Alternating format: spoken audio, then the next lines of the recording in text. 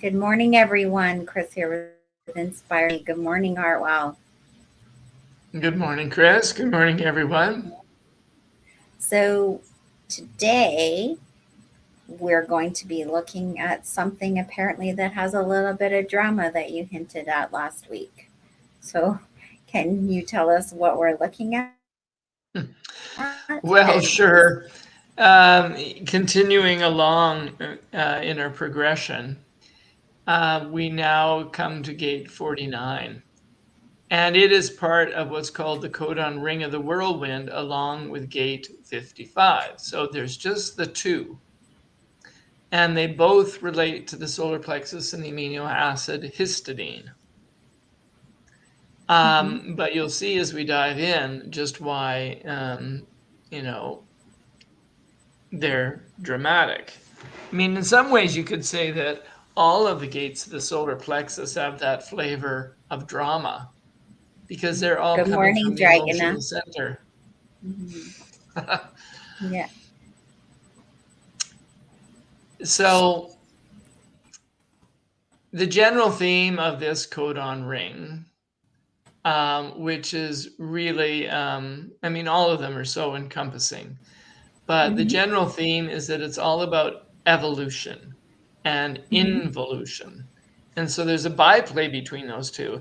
And if you haven't heard the word involution before, evolution is the sense that we're all progressing, Hmm. um, that spirit is in form and it's evolving towards a more expansive or evolved form, a more Hmm.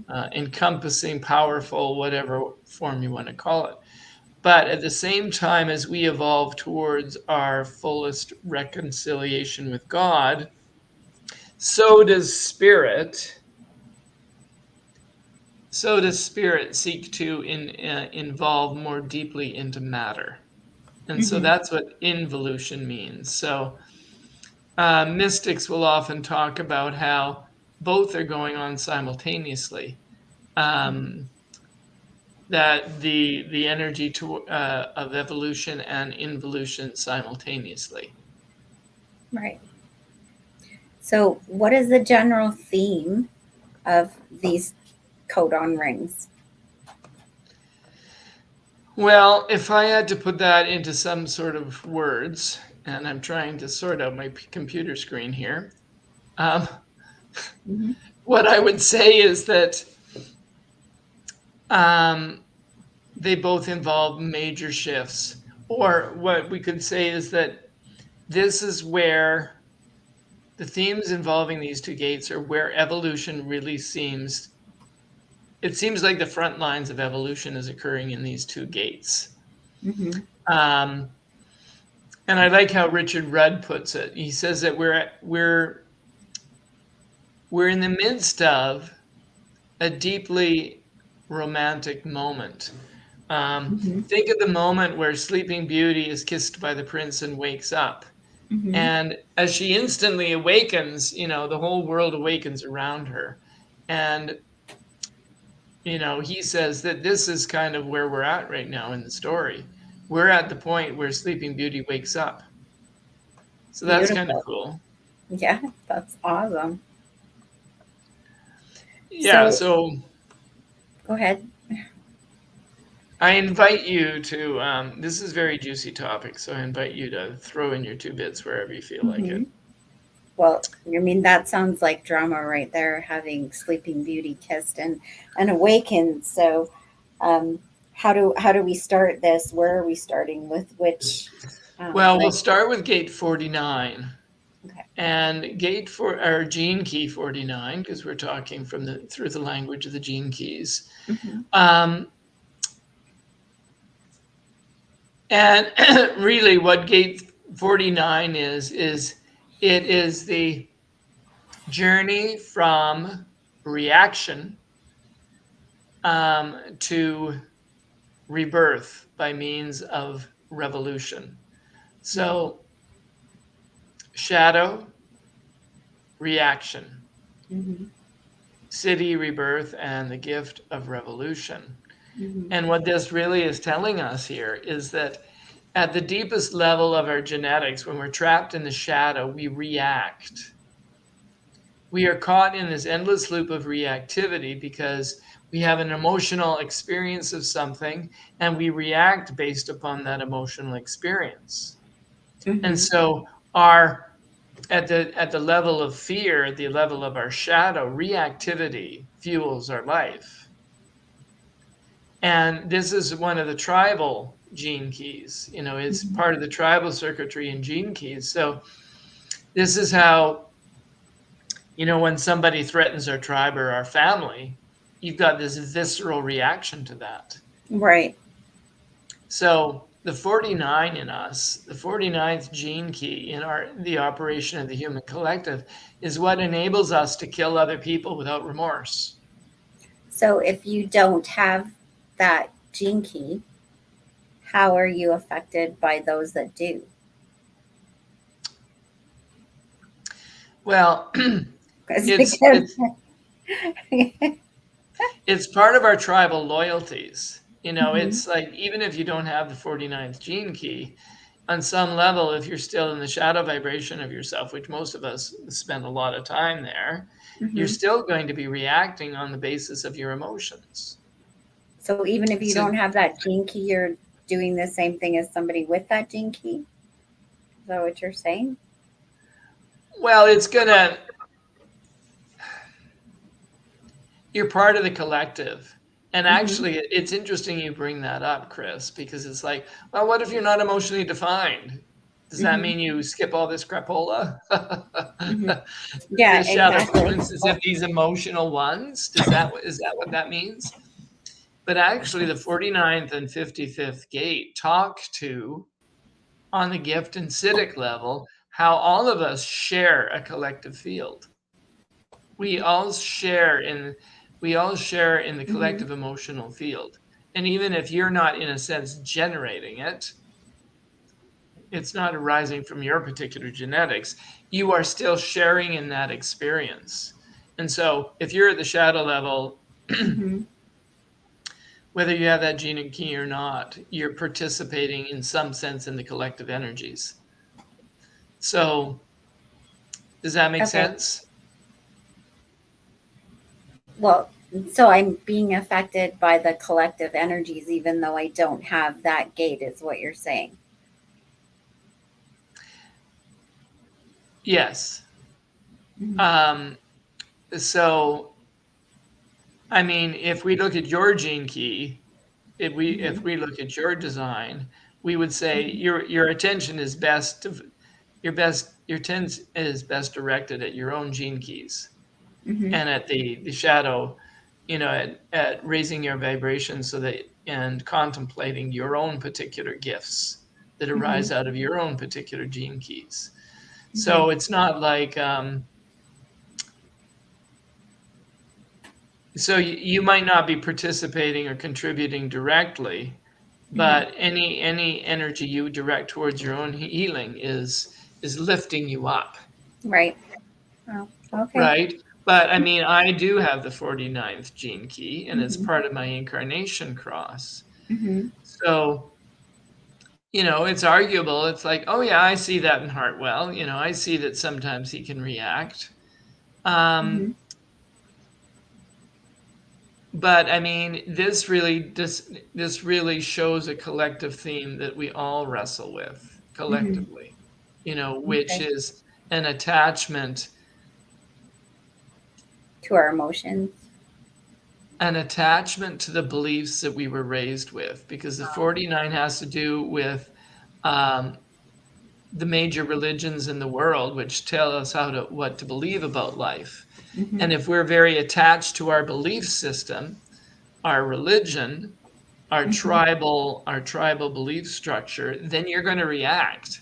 And you're going to hmm react and you're going to see that everybody who's not part of your tribe is a threat. And if they're a Um, threat, then you're going to be willing to kill them. That is the energy of the 49th gene key at its shadow level. yeah, I know me. Yeah. Well, yeah. I mean, I think a lot of the people in our community have hmm seen through that trap, and hmm yet we still caught up in the energetic dynamics. hmm the energetic dynamics of reacting to things, because why? Well, because we're in that shadow frequency of fear. Because we identify with our emotional patterns, Yeah. right? Mm-hmm. And so until somebody awakens and starts to say, hey, I'm not my emotional patterning. Mm-hmm. I do not have to react. Mm-hmm. Um, I might have a reaction to what somebody just said, Mm-hmm. but I do not need to act out based upon the response that I feel going through my emotional system, Right. right? Mm-hmm. So when that awakens, we start to see where the gift of revolution comes in. Mm-hmm. Richard Rudd says something very exciting here. I mean, based upon his thoughts, and you can take them as you will, but Mm-hmm. he says that this is going to be the first of all the shadows to mutate down to the fundamental level. And so we are going to stop reacting. Mm-hmm. As a collective, we are going to learn to stop reacting based upon our emotional energies. Because wherever we bring stagnant energy into our consciousness, it is released. Mm-hmm.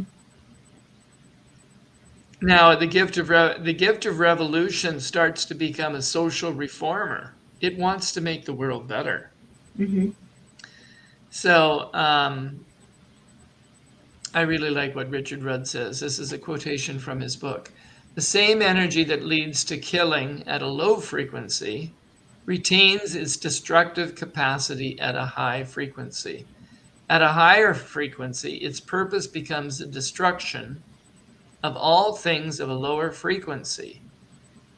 So, anybody with the gift of revolution wants to contribute in the world in such a way that, we destroy or we rise above the low frequency wherever we see it arising in society. Mm-hmm. Does that make sense? Yeah. So, Um, have we finished 49 and moving on to 55, or are we still on 49? well, let me just say one word about the city of Mm-hmm. rebirth. Mm-hmm. Um, Isn't that the at the gift? city, that is the city. Oh, Revolution is the gift. okay. Mm-hmm. So this is where rebirth is actually being reborn into a different form. Like a dragonfly, in its evolution, starts as a water nymph, entirely immersed in water, and at a Mm-hmm. certain point, it rises up on a stalk of grass above the level of the water, and it expels the water in it. The emotion in it actually drives the unfoldment of its long thorax and its wings, and it expels all the water from its body. So just as a dragonfly does that, human design and gene keys tell us that we are on the brink of a physical evolution, and that evolution is driven by the city of rebirth, which means that our own evolution will require a new form. This is why this is so topical. This is why it's called the Ring of the Whirlwind. This is about our fundamental genetic Mm-hmm. evolution. So, the last thing to be said about that is that our willingness to reach for the higher vibration of the expression of our own energies helps to fuel the evolution. Okay. So Mm-hmm. it's almost like we're contributing to it. Mm-hmm. It helps us gain the escape velocity we need to bring about the physical revolution of our species. Um, because this current world and this current form cannot be fixed is one way of one perspective and one way of looking at it. Mm-hmm.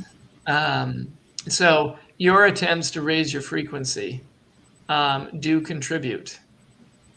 So, because if you realize you're in prison, like Gurdjieff said, in order to escape from prison, one must first understand that that one is in prison. Mm-hmm. And so Yep. that's all about what the 49 is about. Awesome. So we're at 15 minutes already today. Hoping, I guess we can move on if everybody wants us to, or we can do this next week. So, does anybody have an opinion out there, Dragona? I wanted to say more about the 55 than I had planned for today. So Mm-hmm. I was kind of going to do a kind of a special thing on the 55. So maybe I'll just tease it and let the rest for tomorrow. How's that sound? For next week, not tomorrow. Yes. Yes. Okay. Yeah. Next segment. Mm-hmm. So 55 is really the center of where evolution is taking place. And here we see that the shadow is victimization, and that it moves all the way to freedom. But this is the only gene key that has the same word for its gift level and its Siddhic level, and that word is freedom. So all the others have 3. Mm-hmm. Gate 55 only has 2. And what this is really saying, this is really pointing to, according to Richard Rudd, is that as we slowly, and in historical terms, it'll be fast, but in terms of our lived out experience, it will not seem that fast. But the shadow level across humanity is going to collapse, and we're going to move into an era where we express mostly from our giftedness. And the 55 is Mm-hmm. pointing to that. That's why the gift and the Siddhi are both freedom and the same word. So Mm-hmm. next week we'll talk a little bit more about this idea of victimization and how it affects us Mm-hmm. all. Um, Mm-hmm. it's time for us to get over our addiction to Mm-hmm. wallowing or indulging in our own emotional states, our Yeah, for identification with sure. those emotional states, Yeah, which is challenging some days. Yeah. which is very Okay. challenging for all of us. Yeah. Yeah, So if exactly. if you hear me saying that, don't feel like somehow you're not where you're supposed to be. We're all in this together. Right. Learning how to emotionally heal, learning how to raise ourselves above the level of reactivity and victimization. So be Mm-hmm. kind to yourself. Oh, exactly. So with that, everybody's been rushing around, I'm sure, getting ready for Christmas and stuff. So with that, we'll say see you next week. God bless. Next week, 9 a.m. We'll be covering 55. Okay. God bless everybody.